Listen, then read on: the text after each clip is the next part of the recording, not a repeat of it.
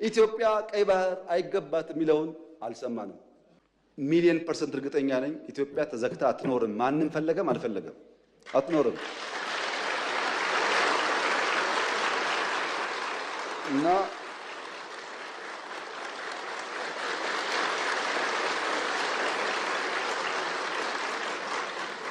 አንደኛው ችግር ትርክት ነው።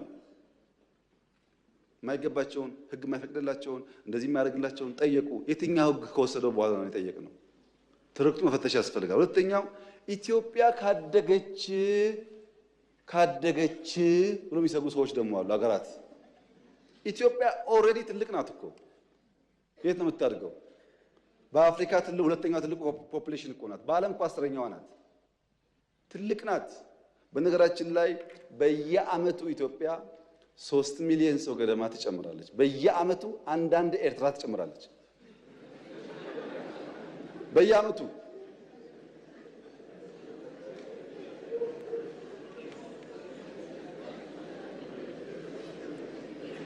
እና ኢትዮጵያ በየአመቱ ሀገር እየጨመረች ትልቅ የሆነች ሀገር ካደገች ምን ትሆናለች ከተባለ ካደገች ታግዛለች።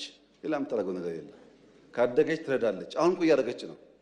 ስንትና ስንት ስደተኛ ተሸክመን የለም እንደዚህ ዛሬ ሳናድግ።